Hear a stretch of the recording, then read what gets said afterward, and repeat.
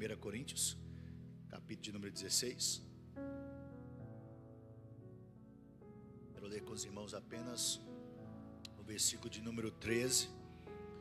Nós vamos introduzir essa temática com muita calma, muita tranquilidade. É um momento para nós homens sermos ministrados. E depois dessa introdução nós vamos com certeza mergulhar um pouco mais profundo. 1 Coríntios capítulo de número 16, versículo de número 13. Quem encontrou, diga glória a Deus. Se você ainda está procurando, diga aleluia, que a gente te espera. Diz assim a palavra do Senhor: sede vigilantes. Algumas traduções vai dizer estejam vigilantes. Permaneceis firmes na fé. Algumas traduções vão dizer mantenham-se firmes na fé. Portai-vos varonilmente. Outras traduções vão dizer sejam corajosos. E fortalecei-vos. Sejam fortes. Amém? Somente até aí. Coloca a sua Bíblia sobre a cadeira. Senhor Deus, graça te damos por essa multidão de homens aqui reunidos. Homens que decidiram estar aqui, Pai. Homens decididos a saírem daqui, homens melhores, pais melhores, esposos melhores, filhos melhores. Nós cremos, ó Pai, que essa conferência o Senhor preparou para um momento não apenas de informação, mas de transformação. Vidas já foram curadas, libertas, saradas. Homens foram edificados e fortalecidos no Senhor. Mas nós cremos que o Senhor ainda tem mais para ministrar aos nossos corações. E que o nosso coração seja boa terra, que recebe a sua semente, que frutifica a 30, 60, a 100 por um. Eu creio piamente que a boa terra é boa terra não porque nunca foi pisada. Eu creio que a boa terra é boa terra não porque nela não há pedras. Eu creio que a boa terra é boa terra não porque nela não há espinhos. Mas eu creio que a boa terra é boa terra porque apesar de ter sido pisada, apesar de ter sido apedrejada, apesar de estar rodeada ou quem sabe cheia de espinhos, ela ainda frutifica a 30, a 60 e a 100 por um. Que assim seja o nosso coração, Senhor. Que a Tua palavra encontre guarida e cumpre o fim pela qual ela será lançada nessa noite. Em nome de Jesus, amém. Tome o seu assento. Louvado seja Deus pela liderança desta igreja, que orando ao Senhor, mergulhou ao ponto de contemplar um tema tão urgente, tão atual, tão necessário à igreja dos nossos dias, aos homens dos nossos dias. Qual o tema, pastor? Resgatando a hombridade. Este é um chamado para a maturidade e para o propósito divino. Nós sabemos que a masculinidade bíblica nos dias atuais, ela tem sido rotulada pelo mundo aí fora como algo voltado e exclusivo ao machismo, uma masculinidade tóxica. Mas esse resgate da hombridade é um momento de despertar os homens para o alinhamento com o propósito divino, com o chamado divino. Deus formou o homem, criou o homem, a sua imagem e semelhança, para que o homem cumprisse os seus propósitos, vivesse para a sua glória. Por exemplo, lá no jardim do Éden, quando Deus colocou o homem ali no jardim, Deus disse a Adão: você vai lavrar e guardar essa terra, você vai prover e proteger. Você tem um propósito, você tem uma missão, você tem uma identidade. E essa identidade não é segundo ao rótulo mundano, mas é segundo aquilo que o Senhor determinou sobre a tua vida. E esse texto que foi lido aqui de 1 Coríntios, capítulo de número 16, vai deixar claro algumas características da hombridade resgatada, podemos dizer assim, é alguém vigilante, é alguém firme, é alguém corajoso e é alguém fortalecido, forte porque foi fortalecido no Senhor e na força do seu poder. E quando eu chego aqui, encontro uma multidão de homens orando, clamando, pranteando na presença do Senhor. Eu creio que o Senhor já respondeu a oração dessa igreja. Hombridade não se trata de dominar, mas de ter um caráter íntegro, de ter dignidade e honradez, de ser semelhante ao caráter de Cristo. Este é o conceito de hombridade bíblica. Hombridade é a maturidade que diferencia homens de meninos, porque meninos fazem o que querem, o que desejam, homens fazem aquilo que precisa ser feito. E o resgate da hombridade nos desperta para este senso de responsabilidade, de que fomos chamados para fazer aquilo que de fato é preciso ser feito por nós, homens, posicionados em nossos lares, posicionados como homens de Deus, como pais, como esposos que glorificam ao Senhor, primeiramente dentro do nosso lar. A Bíblia nos convoca a resgatar a verdadeira hombridade, que é um chamado à responsabilidade, à liderança sacrificial, à força espiritual. Quem está entendendo o que Deus está falando?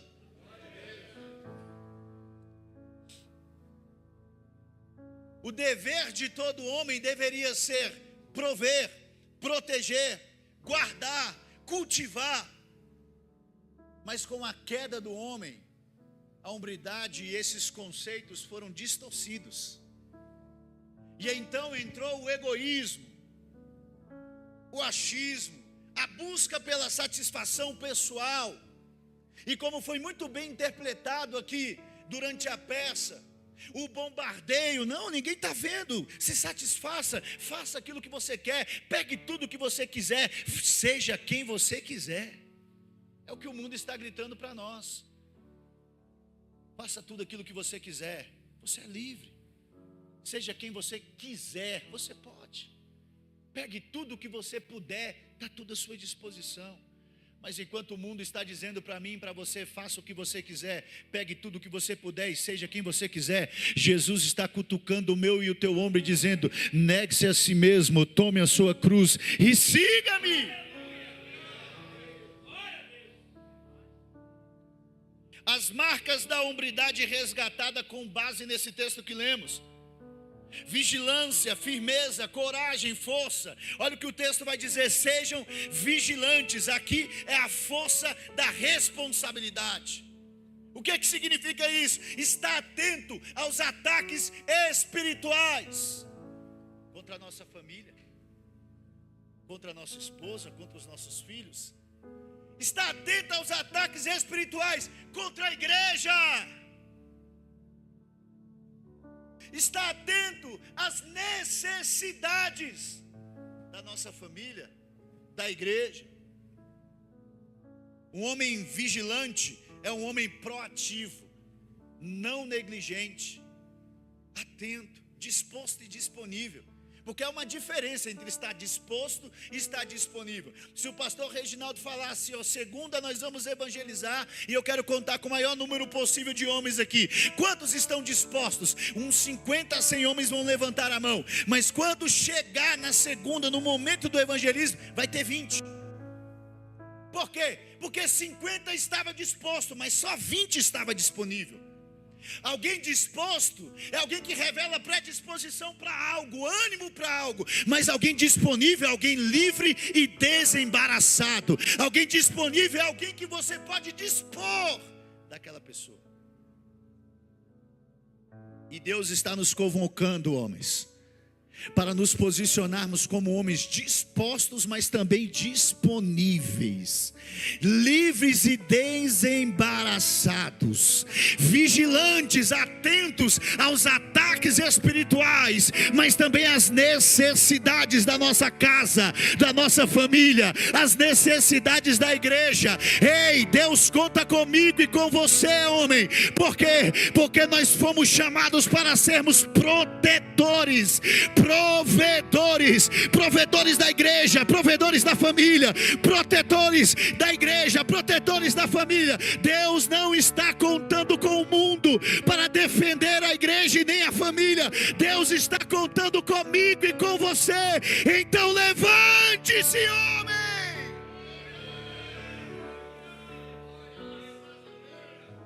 O homem vigilante, ele reconhece a guerra espiritual que nós travamos 24 horas. E como foi aqui interpretado, e muito bem interpretado, a guerra da carne contra o espírito. Quem vai vencer, pastor? Quem mais for alimentado.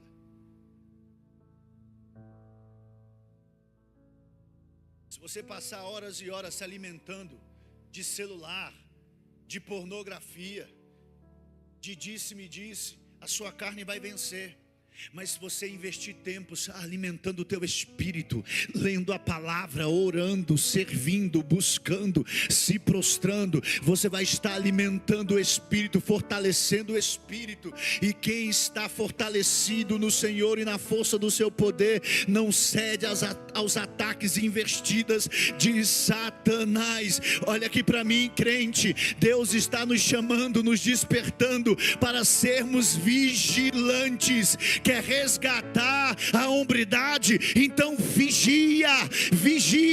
O apóstolo Paulo diz com muita clareza: resista ao diabo e ele fugirá de vós. Ao diabo você resiste, mas à tentação você foge. Ao diabo você resiste, mas à pornografia você foge. Ao diabo você resiste, mas ao pecado você foge. Tem muito homem se achando muito crente, muito espiritual. Não, eu converso, não vai dar nada. Eu sinto o cheiro, não vai dar nada. Mentira de Satanás. Davi ficou e caiu. Sansão ficou e caiu. José abandonou a capa, fugiu e permaneceu de pé. Ser vigilante não tem a ver com quem fica, tem a ver com quem foge. Foge do pecado, foge das paixões da mocidade. E há muito homem crente que acha: não, eu sou muito macho, eu sou forte. Ei, o macho, o homem, o machão, não é aquele que enfrenta o pecado, é aquele que foge dele. Vigilância é estar atento às investidas de Satanás e fugir sempre que for necessário. Do diabo você resiste, mas do pecado você foge. Da aparência do mal você foge. Das paixões da mocidade você foge. Das tentações você foge. Sede vigilantes. Quem está entendendo o que Deus está falando? Mantenham-se firmes na fé. Está falando do que? Da força do caráter. Ter convicções sólidas, baseadas na palavra de Deus. A fé sustenta o homem em meio às provações. Mantenha-se firme, homem. Vivemos dias onde basta um vídeo de 1 minuto no YouTube, cheio de enfeite, frase de efeito, para muito crente ficar balançado. O pastor ensina, o pastor disciplina, o pastor instrui, o pastor discipula, tudo à luz da palavra. Mas aí vem 1 minuto de vídeo no YouTube falando um monte de frase de efeito. Pronto. Mantenha-se firme, com convicções sólidas na palavra de Deus. Quem está entendendo o que Deus está falando, mantenha-se firme. O mundo jaz no maligno, isso não é novidade para ninguém, mas a palavra de Deus diz que sobre a minha e a tua vida resplandece a glória do Senhor. Mantenha-se firme. Devemos ser inabaláveis nos princípios morais e éticos descritos na palavra de Deus. Devemos viver uma vida de integridade e honradez, sendo um exemplo, primeiro para a nossa esposa, para os nossos filhos. Olha aqui para mim, homem, mantenha-se firme. Os nossos filhos não precisam procurar exemplos e referenciais de homem de Deus no mundo lá fora, não, porque o exemplo eles irão encontrar dentro da nossa casa. Homens posicionados na palavra, na palavra, na palavra, na palavra. Precisamos mantermos firmes na palavra, não sermos apenas ouvintes, mas praticantes da palavra. Olha o que o Salmo 119 vai dizer: escondi a tua palavra no meu coração para eu não pecar contra ti. É como se a palavra fosse um antídoto, uma vacina. Contra o quê? Contra o pecado. Quem está entendendo o que Deus está falando? Ah, pastor, mas é tão difícil. Ah, pastor, é tanta luta, é tanta prova. Olha aqui para mim, homem. Fácil não é para ninguém. E ainda existem dias que são mais difíceis, que a única coisa que nós temos é a convicção de uma palavra. Mas eu olho para a Bíblia, eu leio a história de um jovem, não era nem homem ainda, dizendo segundo a Bíblia, jovem, que rodeado por que mesmo em meio a uma corte rodeada pelo pecado, a corte babilônica, decidiu não se contaminar com as finas iguarias da mesa do rei. E a Bíblia vai dizer em Daniel 1:8: decidiu, pois, Daniel firmemente, aonde? No seu coração, não se contaminar com as finas iguarias da mesa do rei. Olha o que a Bíblia vai dizer: decidiu, pois, quem? Daniel, aonde? Firmemente no seu coração, não se contaminar com as finas iguarias da mesa do rei. Olha o que a Bíblia vai dizer: decidiu, pois, quem? Daniel, aonde? Firmemente no seu coração, não se contaminar com as finas iguarias da mesa do rei. Pergunto, quem decidiu? Quem decidiu? Existem coisas que Deus não vai decidir por mim e nem por você. Quem tem que decidir manter-se firme sou eu. Quem tem que decidir não se contaminar sou eu. Quem tem que decidir na contramão do mundo sou eu. Eu decidi não me contaminar. E você, e você, e você, e você. Sejam corajosos. Fala da força, da atitude. Agir com destemor e ousadia, mesmo diante do medo. Porque olha aqui para mim, ser corajoso não é dizer que você nunca vai sentir medo, não, querido. Coragem não é a ausência do medo, é o triunfo sobre ele. Olha aqui para mim, Josué capítulo 1, ele vai ter a responsabilidade de dar continuidade num legado construído e transmitido por Moisés. Substituir quem tem legado é responsabilidade, irmãos. Josué está com frio na barriga. Ele está, quem sabe, ali com os joelhos batendo, tremendo. E aí o que Deus vai dizer para Josué? Josué, não te mandei eu ser forte e corajoso. Agora tem um porém, Deus fala isso, Deus, o próprio Deus fala isso com Josué uma vez. O medo vai embora? Não vai. Por que eu sei que não vai? Porque Deus vai falar pela segunda vez ainda no primeiro capítulo. Só que agora Deus vai falar: não te mandei eu, tem de bom ânimo, ser forte e corajoso. Tem muito bom ânimo, ser forte e corajoso. O medo foi embora, sim ou não? Não. Por que eu sei que o medo não foi embora? Porque Deus vai falar pela terceira vez agora no versículo 9: Josué, não te mandei eu, tem de bom ânimo, ser forte e muito corajoso, porque eu sou contigo. Qual é o detalhe? Deus está dizendo para Josué: Josué, eu levo reforço aonde há esforço. eu trago renovo aonde há esforço. Esforça-te e tem de muito bom ânimo, vírgula, que eu sou contigo. Aqui nessa noite há homens que tinham motivos de estar em casa. Aqui nessa noite há homens que estão posicionados, travando batalhas, guerras, no trabalho, na família, no casamento. Mas a boa notícia é que o problema que se instalou lá não te impediu de estar aqui. Você se esforçou para chegar aqui. E eu quero liberar uma palavra sobre a tua vida. Quem crê pega, quem não crê larga. Deus traz reforço aonde há esforço. Deus traz renovo aonde há esforço. Esforça-te e tem de bom ânimo. Ser forte e corajoso. Não temas e nem te espantes, porque o Senhor teu Deus é contigo por onde quer que andares. Quantos recebem essa palavra?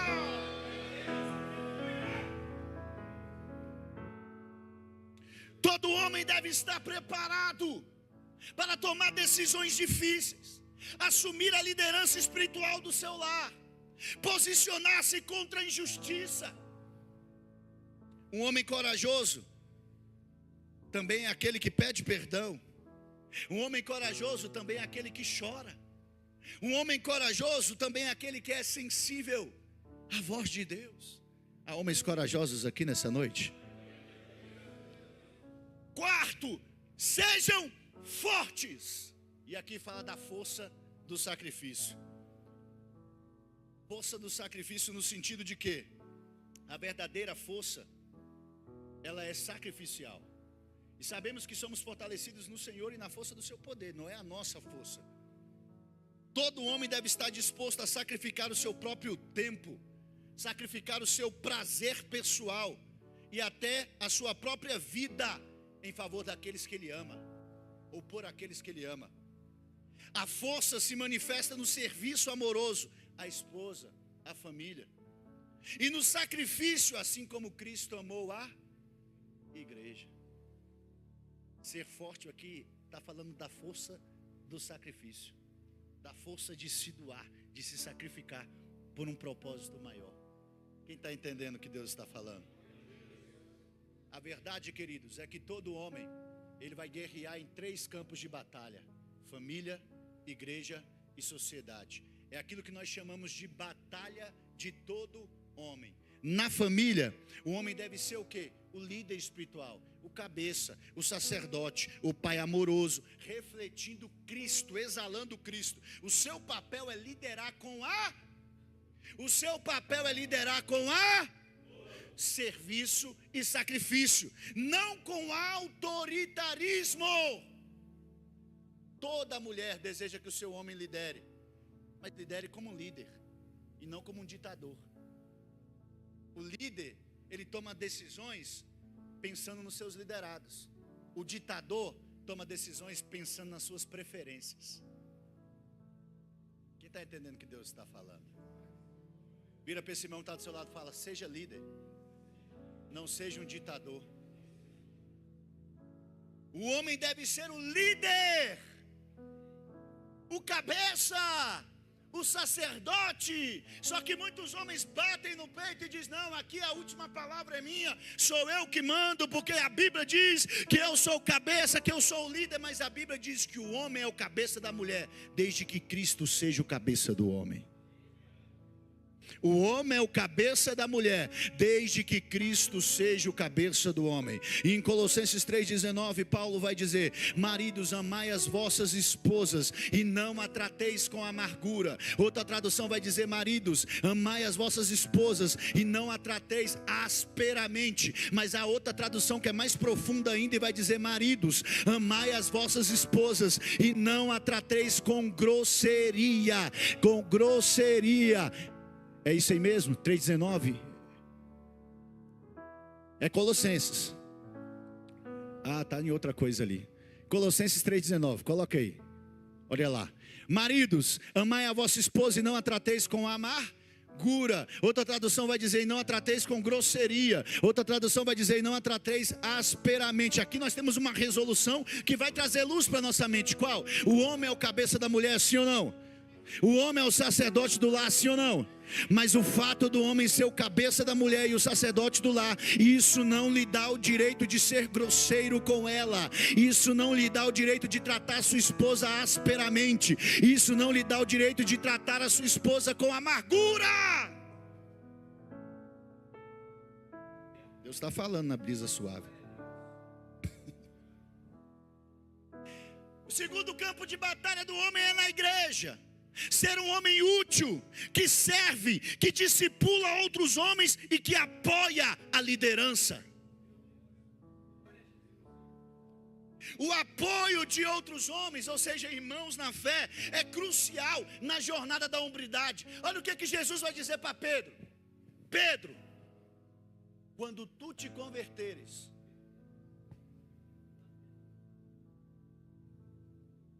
olha aqui que forte. Jesus vai estar lá. Pedrão vai chegar cheio da razão. Jesus vai dizer: Pedro, Satanás pediu a vos peneirar como trigo, mas eu roguei ao Pai por vós. E tu, Pedro, quando te converteres, fortalece os teus irmãos. Espera aí, 3 anos caminhando com Jesus. Jesus está na reta final, quase indo para o Getsemane. Vira para Pedrão e diz: quando tu te converteres, fortalece os teus irmãos. Pedro comia com Jesus, ouvia Jesus, sentava na mesa com Jesus, andava com Jesus, mas ainda não tinha se convertido. E aí Jesus vai dizer: e tu, Pedro, quando tu te converter, fortalece os teus irmãos. Por quê? Porque a marca da hombridade bíblica, a marca da masculinidade bíblica, é que alguém convertido, transformado, liberto, lavado e remido no sangue do Cordeiro, é alguém que fortalece os irmãos, é alguém que tem prazer de servir, de discipular, de contribuir. Quem está entendendo o que Deus está falando aqui? A hombridade bíblica, integridade, dignidade, caráter de Cristo. Não há egoísmo nisso aqui, irmão. Não há a preocupação só consigo mesmo, não. Há um compartilhamento.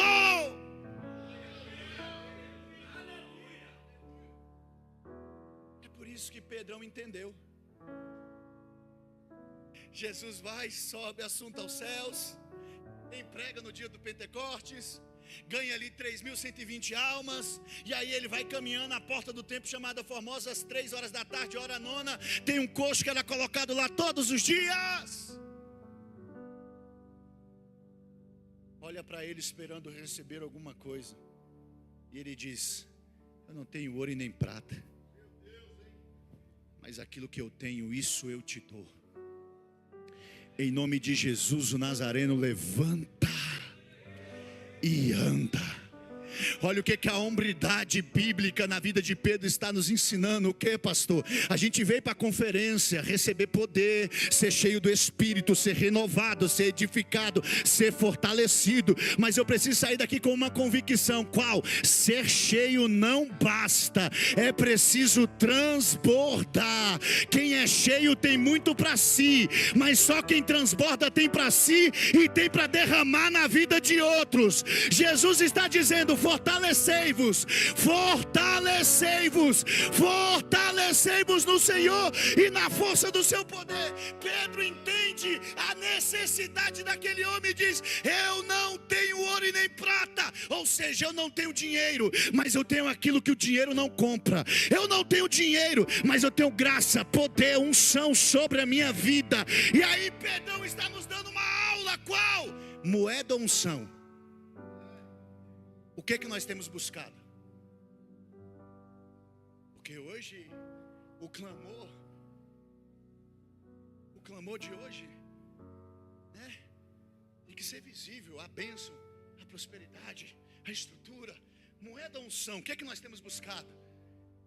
Pedrão entendeu: eu não tenho ouro e nem prata, ou seja, está me faltando dinheiro, mas eu tenho aquilo que o dinheiro não compra. que nos falte, algum momento pode até ser que nos falte dinheiro, irmão, mas o meu clamor é que não nos falte a unção de Deus sobre a nossa vida, que não nos falte a graça do Senhor sobre a nossa vida, que aonde você andar as pessoas percebam que você é um homem de Deus, que exala a presença de Deus, que transborda do Espírito de Deus. Pedro olhou para aquele homem e disse: aquilo que eu tenho, isso eu te dou. Perceba um detalhe: primeiro você tem que resgatar a hombridade. Por quê, pastor? Porque isso aqui é um princípio bíblico. Antes de Deus fazer através de nós, primeiro Deus fará em nós. Eu não posso dizer aquilo que eu tenho eu te dou se eu ainda não tenho. Eu não posso conduzir as pessoas a um caminho que eu ainda desconheço. Por isso a minha oração nessa noite é que comece aqui, que comece em mim, que comece em nós, para que o Senhor possa operar através de nós. Pega na mão desse irmão que está do seu lado, levanta a mão desse irmão e ora comigo agora, dizendo: aquilo que eu tenho, isso eu te dou, em nome de Jesus. Levanta e anda, levanta e anda, seja renovado, seja fortalecido, seja levantado nessa nação.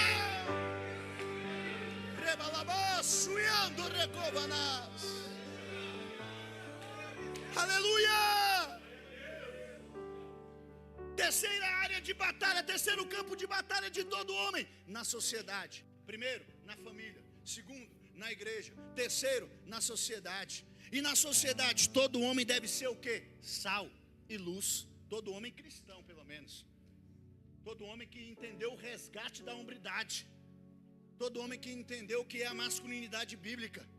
Todo homem entendeu qual é o seu papel, o propósito pelo qual ele foi formado, criado e levantado. Ele entende que ele precisa ser sal e luz nessa terra. Sal, agente de conservação. Luz, agente de glorificação. Por que o sal é um agente de conservação? Jesus vai dizer para os discípulos, Mateus 5,13: vós sois o sal da terra. Ali é a representatividade da igreja. Jesus está dizendo: vós sois o sal da terra. Me desculpe, mas aqui Jesus não está falando vocês vão dar gostinho, não. Não é tempero, não. Não é o salzinho que é colocado na salada dos nossos dias, não, irmãos. Quem tem parente no interior já foi lá no interior, onde nem energia para ligar a geladeira tem. Alguém já foi? Como é que preserva a carne nesses lugares? Salga a carne, coloca ela para secar, e assim a carne não apodrece. Por quê? Porque o sal é um agente de conservação. Jesus está dizendo para os discípulos que a representatividade da igreja: o mundo jaz no maligno, mas vocês são sal da terra. O mundo jaz no maligno, mas vocês serão agentes de conservação. No meio de uma geração corrompida e perversa, vocês serão homens, agentes de conservação. Vamos conservar o quê? Agentes que vão conservar a presença, agentes que vão conservar a palavra, agentes que vão conservar os princípios da palavra de Deus. Mas aí não basta ser só sal, tem que ser luz. E por que o sal é um agente de conservação e a luz é um agente de glorificação? Porque em Mateus 5,14 Jesus vai dizer: vós sois a luz do mundo. João 8,12 ele diz: enquanto eu estiver no mundo, eu sou a luz do mundo. Mateus 5,14 ele diz: vós sois a luz do mundo. O que Jesus está dizendo? Aquilo que eu sou, vocês também são. Luz.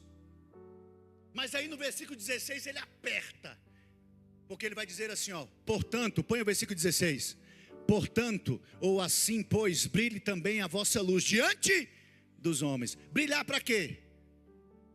Brilhar para quê, pastores? Para que vejam as vossas boas obras e glorifiquem o Pai que está nos céus. Quando que vão glorificar o Pai que está no céu? Quando verem as nossas obras. Se eles têm que ver as nossas obras para o Pai ser glorificado, por que a gente tem que fazer escondido?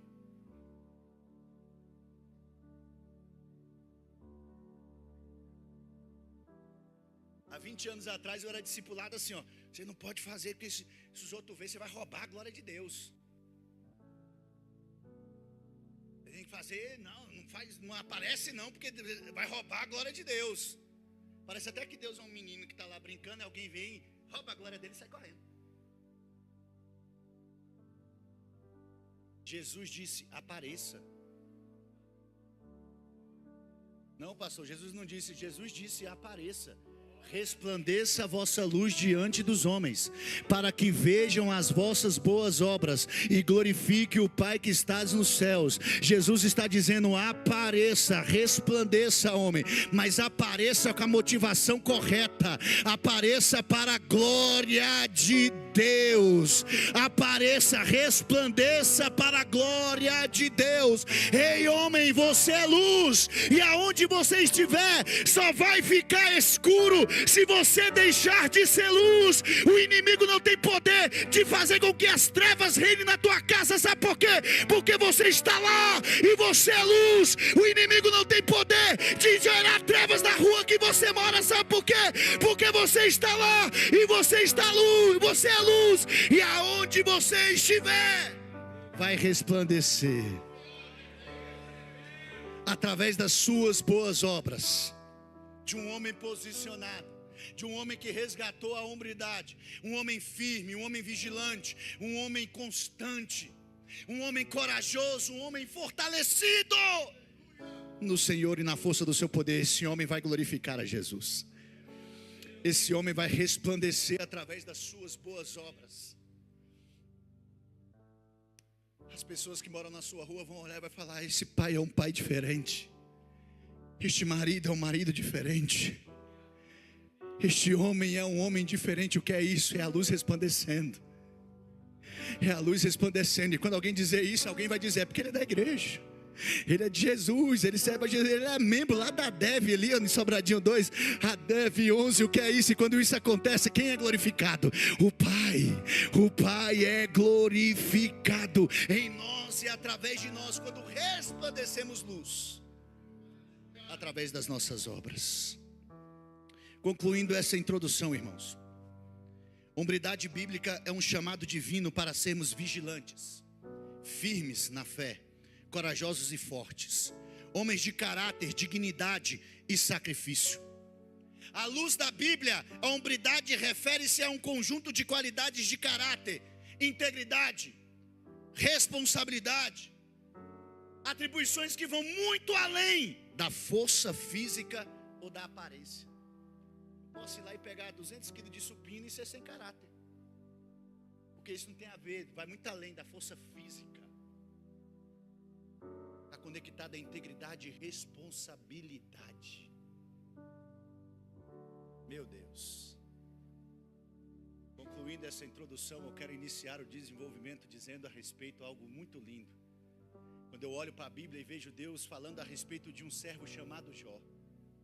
Lá no capítulo 1, versículo 8 do livro de Jó, Deus vai elogiar a integridade de Jó, pastores. Olha a hombridade de Jó. Olha o caráter aprovado de Jó. E Deus vai dizer assim a Satanás: Satanás, tu viste meu servo Jó, homem íntegro, reto, fiel, temente a Deus e que se desvia do mal. Não há ninguém semelhante a ele. Meu Deus. E aí você vai ler os versículos antes ali no início do primeiro capítulo, vai dizer que todos os dias Jó sacrificava nas madrugadas, ele orava, ele sacrificava, ele oferecia sacrifício, pensando, talvez os meus filhos tenham pecado. Olha só, era um homem que sacrificava, era um homem que orava, mas o que chamou a atenção de Deus na vida de Jó não foi os seus sacrifícios, não foi a sua oratória, foi a sua integridade, foi o seu caráter. Deus não disse, viste a oração de Jó, viste o sacrifício de Jó, não. Deus disse, viste homem íntegro, reto, fiel, temente a Deus. Deus está falando de hombridade, irmãos. Deus está falando de hombridade. Mas nós vivemos dias onde muitos de nós homens estamos batendo cabeça em busca busca de títulos, em busca de dons, em busca de talentos. Só que títulos, dons e talentos só atraem os homens e as multidões, enquanto que apenas o caráter atrai a Deus. Deus despertou a sua atenção por causa da integridade de Jó, do caráter de Jó. Que adianta a gente ser hypado na rede social, saber desenvolver os dons, talentos, se no final formos reprovados? O que adianta aplausos e balançar de cabeça da multidão, se não estamos atraindo o balançar de cabeça do Pai? Dons e talentos, títulos, atrai somente os homens e as multidões. Mas existe uma qualidade que atrai a Deus. Esse é o caráter, a integridade, o temor. Davi, no seu leito de morte, virou para o seu filho Salomão e disse bem assim, irmãos: eu vou pelo caminho de toda a terra, esforça-te, pois, e ser homem. Ele não está falando de gênero aqui. Ser homem, nascer homem, não é de gênero que ele está falando. Está falando de integridade, de caráter, de hombridade, de posicionamento. Ed Cole, o autor do livro Um Homem ao Máximo, best-seller, ele diz bem assim que nascer do gênero masculino, nascer homem, segundo a ciência, é questão de nascimento. Mas se tornar homem é questão de decisão, posicionamento. Porque há muitos homens que batem no peito e dizem: eu sou muito homem, já tenho até filho, estou no segundo, terceiro, pago PA aqui, pago PA ali. Mas só que a capacidade de procriar não evidencia se você de fato é um homem bíblico, mas sim a sua capacidade de assumir as suas responsabilidades, cuidar, proteger, alimentar, construir e transmitir um legado por meio do seu exemplo. Isso sim é um atestado de masculinidade bíblica.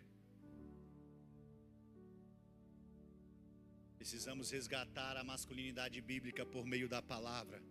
Homens de fé, irmãos. Homens, sabe, de fé. Homens que não são guiados pelas notícias. Homens que não são guiados por aquilo que o mundo diz, que o rádio diz, que a TV diz. Não, irmãos. O justo viverá pela fé. Ei, nós precisamos ser homens que vivem milagres. Mas o que está faltando não é milagre. O que está faltando é o combustível do milagre. E o combustível para todo e qualquer milagre ainda é a fé. Ei, Hebreus 11:6 vai dizer: ora, sem fé é impossível agradar a Deus, pois é necessário que todo aquele que se aproxima dele primeiro creia que ele existe, depois creia que ele é galardoador daqueles que o buscam. Quantos aqui creem que Deus existe? Quantos aqui creem que Deus é galardoador daqueles que o buscam? Deus quer operar milagres na tua vida. Deus quer operar milagres na tua família. Deus quer operar milagres. Precisamos ser homens de fé, como está escrito em Hebreus 11, versículo 32 a seguir, que vai dizer: ora, faltar-me-ia tempo para falar de Sansão, de Jefté, de Davi, os quais pela fé da fraqueza tiraram força, pela fé apagaram a força do fogo, pela fé fecharam a boca dos leões, pela fé colocaram o exército inimigo para bater em retirada, pela fé alcançaram promessas.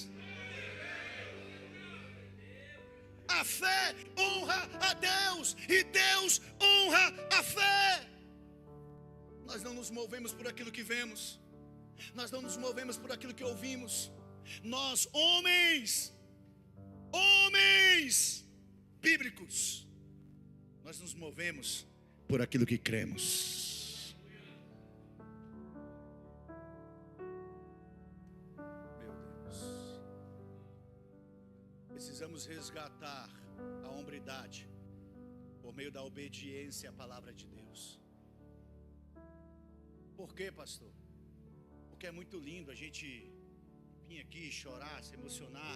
Eu achei muito importante quando o irmão falou: não venha emocionado, não venha emocionado. A noite não é para emoção, a noite é para decisão. Jesus foi instruir os discípulos sobre a respeito da pregação do evangelho. E Jesus disse assim: ide e pregai para arrependimento e remissão de pecados. O que Jesus está dizendo? Ide e pregai. Para que, Jesus? Para decisão, arrependimento, posicionamento. O evangelho nunca deveria ser pregado para gerar emoção. O evangelho deve ser pregado para gerar decisão. A gente vive uma crise, tanto nos homens quanto nas outras pessoas da sociedade, no sentido de que a gente vive num conflito entre o remorso e o arrependimento. E muitos já não conseguem mais diferenciar o que é estar vivendo um remorso do que é viver uma vida de fato de arrependimento. No remorso você chora, no remorso você fica com o semblante entristecido, no remorso quando as escamas são tiradas, quando a situação é desmascarada, quando o teu pecado é revelado, você fica até triste, chora. Mas no remorso, no dia seguinte, quando o pecado bate na porta, mais uma vez você abre e deixa ele entrar. No arrependimento é diferente. No arrependimento você também chora como no remorso. No arrependimento você também fica com o semblante caído, entristecido, quando o teu pecado é revelado, desmascarado. Mas no arrependimento, no dia seguinte, quando o pecado bate na tua porta, você pode até abrir a porta na cara do pecado, mas em seguida você fecha a porta na cara dele, como quem está dizendo: aquilo que Deus tem para mim é maior, aquilo que Deus tem para mim é melhor. Deus está levantando uma geração de homens aqui na Dev 11, homens posicionados, homens decididos, homens arrependidos, homens que vão fechar a porta na cara do pecado. Meu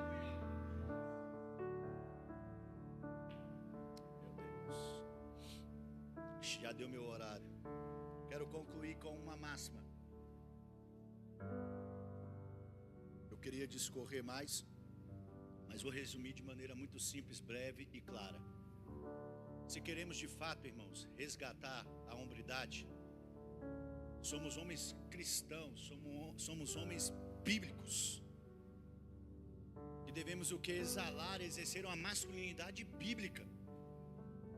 Olha aqui para mim, como que você vai se manter firme, vigilante, corajoso e fortalecido no Senhor sem estar em Cristo? Como que você vai estar vigilante, firme, fortalecido e corajoso sem ser discípulo de Cristo?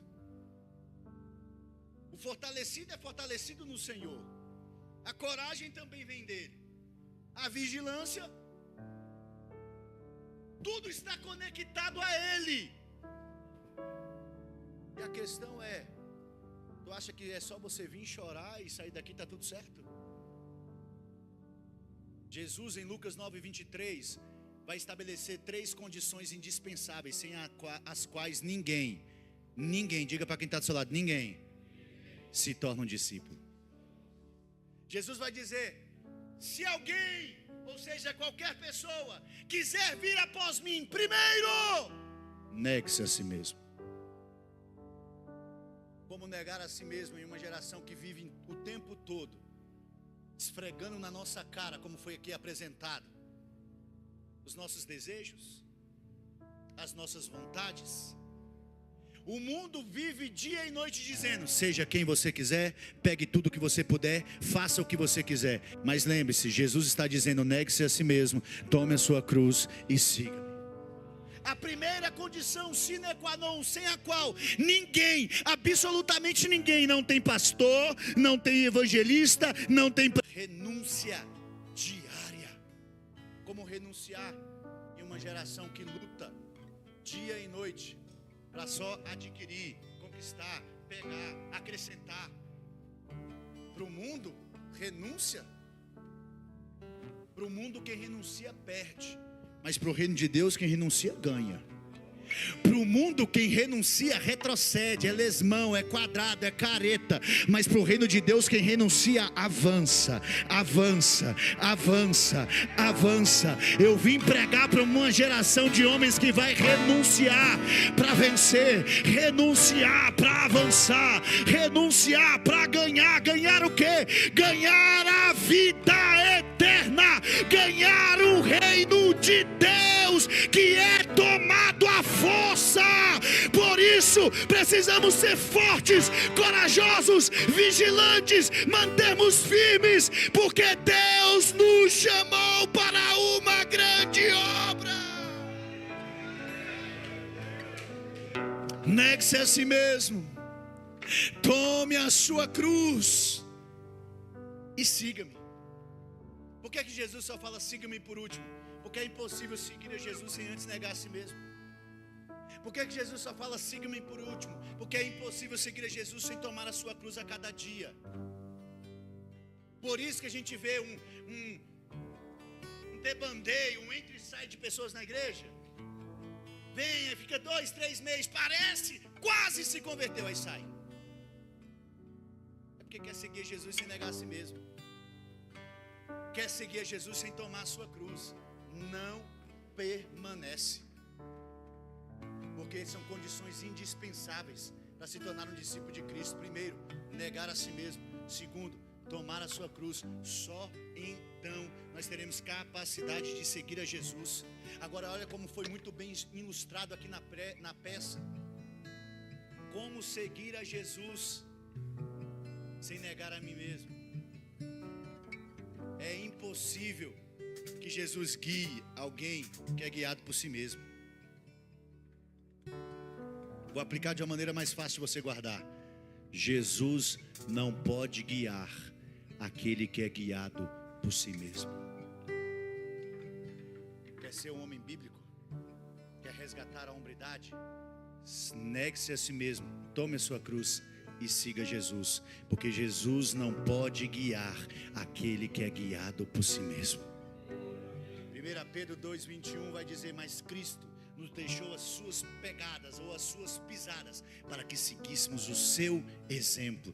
Daí surgiu um livro, Em Seus Passos, o que Jesus faria, que mais tarde virou um filme muito famoso. Agora a pergunta que a gente precisa fazer para nós diariamente, para resgatarmos a hombridade é: em meus passos, o que Jesus faria?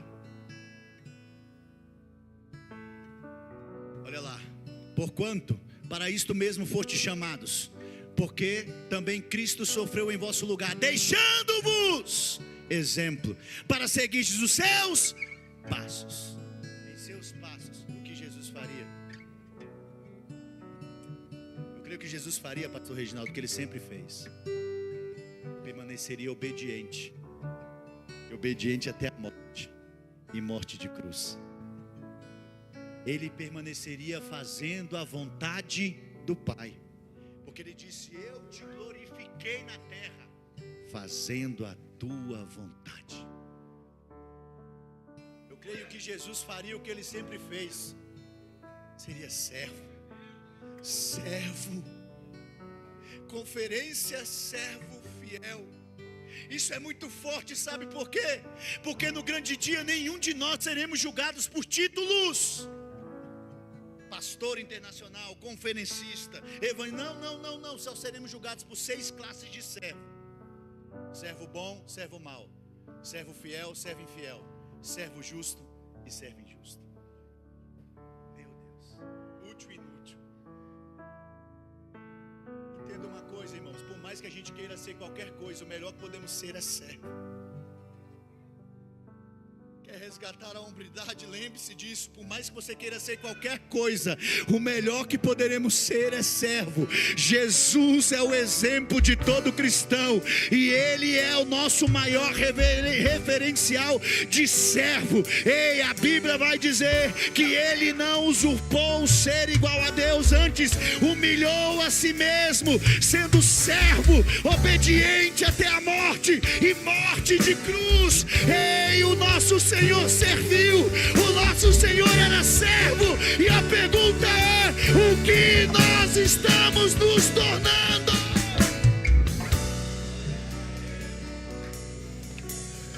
Olha para quem está do seu lado e fala: seja servo. Seja servo lá no teu casamento, seja servo lá na tua casa, seja servo no teu trabalho, seja servo na igreja. Por quê, pastor? Porque o melhor que nós podemos ser é servos.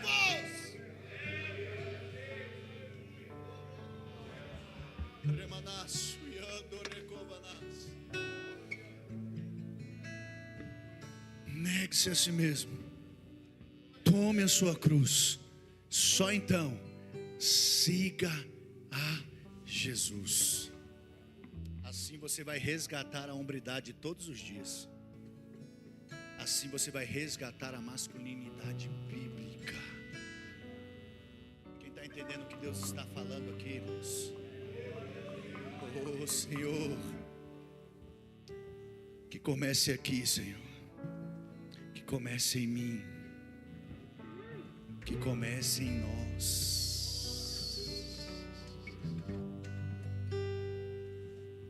Eu não sei o que você esperava. Eu gosto daqueles cultos bem pentecostal. Grita, pula, chora. Mas olha aqui para mim. Eu gosto muito também quando Deus fala assim na brisa suave. Aquela noite que a vontade não é nem de dar glória a Deus, mas é uma noite especial. Pode gritar ai que Deus recebe. Chega de brincar de ser crente.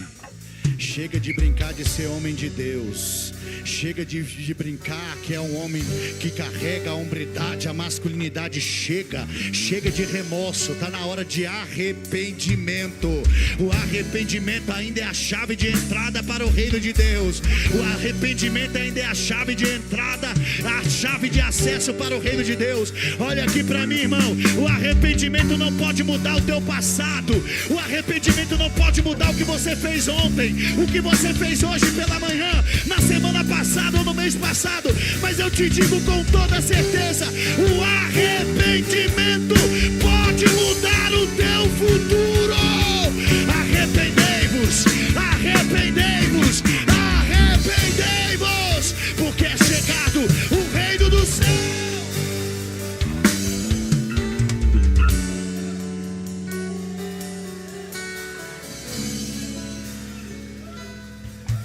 Se coloca de pé, homem.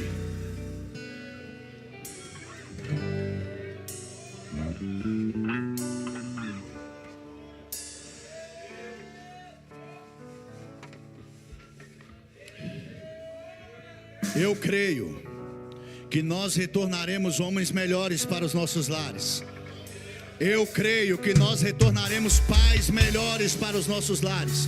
Eu creio que nós nos tornaremos servos melhores a partir desta conferência. Porque Deus está levantando aqui homens que querem ser discípulos de Cristo, homens dispostos a negar a si mesmo, a tomar a sua cruz a cada dia e a seguir a Jesus Cristo. Mas escute o que eu vou falar e aqui eu encerro. Jesus disse para os discípulos: ide e pregai para arrependimento e remissão de pecados. Evangelho não é para gerar emoção. Evangelho é para gerar decisão. A gente se emociona, chora, grita, porque a presença de Deus é maravilhosa. Mas entenda uma coisa: de nada adianta você gritar, chorar, se emocionar, se arrepiar, se no final você não se decidir. E o que Deus está propondo para nós aqui nessa noite, colocando diante de nós aqui nessa noite, é uma noite de posicionamento. Porque, como eu disse, nascer homem é questão de gênero, mas se tornar homem é questão de decisão, posicionamento. Meu Deus, Deus falou ao coração de homens aqui nessa noite. E eu quero encerrar orando por você e com você, que entendeu, irmãos, o chamado do Senhor para a tua vida nessa noite. Que entendeu que essa noite você precisa se posicionar. Que primeiramente você precisa, antes de qualquer coisa, se tornar um discípulo. Negar a si mesmo, tomar a sua cruz e decidir a seguir a Jesus. O discípulo, apesar de ser o primeiro nível, é o nível mais profundo, pastor. Por quê? Porque antes de ser qualquer coisa no reino de Deus, primeiro você precisa ser discípulo. Eu quero ser diácono, primeiro seja discípulo. Eu quero ser missionário, primeiro seja discípulo. Eu quero ser pregador, primeiro seja discípulo. Eu quero tocar no louvor, primeiro seja discípulo. Eu quero ser obreiro, primeiro seja discípulo. O discípulo, apesar de ser o primeiro nível, ainda é o nível mais profundo.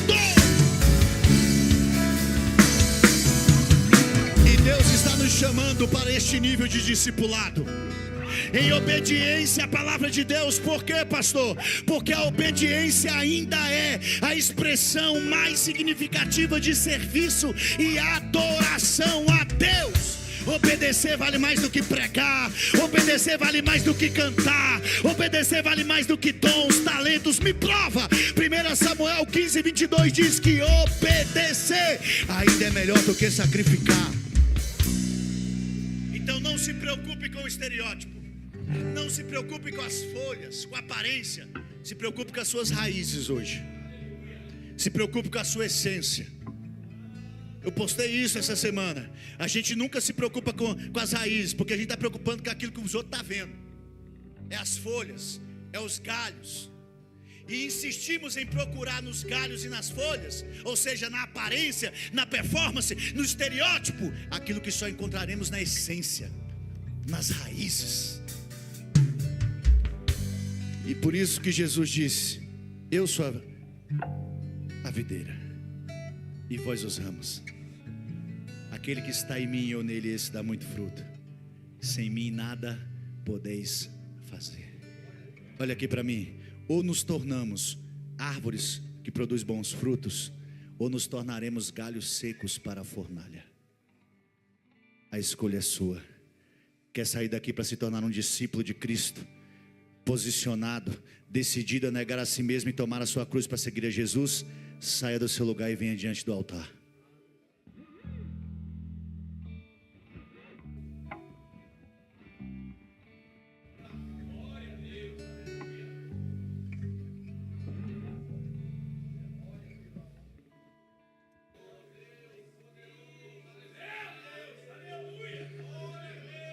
Aleluia! Eu estou te convidando para ser discípulo de Cristo. Eu não estou te convidando para autopromoção. Eu não estou te convidando para autossatisfação. Eu estou te convidando para autonegação. Você vai ter que negar a si mesmo. Você vai ter que tomar a sua cruz. Você vai seguir a Jesus. Eu estou te convidando para ser um homem bíblico. Eu estou te convidando para ser um homem cristocêntrico. Eu estou te convidando para ser um homem servo. Eu estou te convidando para ser um homem obediente. Eu estou te convidando para não ser um homem que vive de aparência, que preza pela performance, pelo estereótipo. Olha aqui para mim, irmãos. Eu gosto muito, pastor Reginaldo, de terno, gravata. Todo domingo eu prego de terno e gravata. Eu cheguei aqui de terno, gravata. Somos assembleianos, é o padrão. Mas olha aqui para mim. Se terno e gravata fosse sinônimo de santidade, Brasília seria a terra santa. Só que não é. Não é, irmãos. Que comece aqui. Que comece aqui. Porque o homem vê o exterior, mas Deus vê o interior. O homem contempla a aparência, a performance, o estereótipo, mas Deus contempla o nosso coração, a sinceridade do nosso coração. Ei, sacrifício para Deus é um coração contrito e quebrantado. Comece a orar e agora. E não precisa de palavras bonitas, e não precisa de palavras decoradas. Conta para Ele, confessa os teus pecados, conta das tuas limitações, pede força, pede renovo, pede fortalecimento. Deus ouve e responde às nossas orações. Diga como filho pródigo: Pai, eu voltei, eu pequei contra o céu, eu pequei contra ti, mas o Pai te recebe de braços abertos, está te abraçando, chorando nos teus ombros, como quem estivesse dizendo: você pode até ter pecado, mas a graça não foi embora. O pecado pode ter entrado na tua casa, na tua família, na tua vida, mas a porta da graça permanece aberta. Arrependei-vos, arrependei-vos.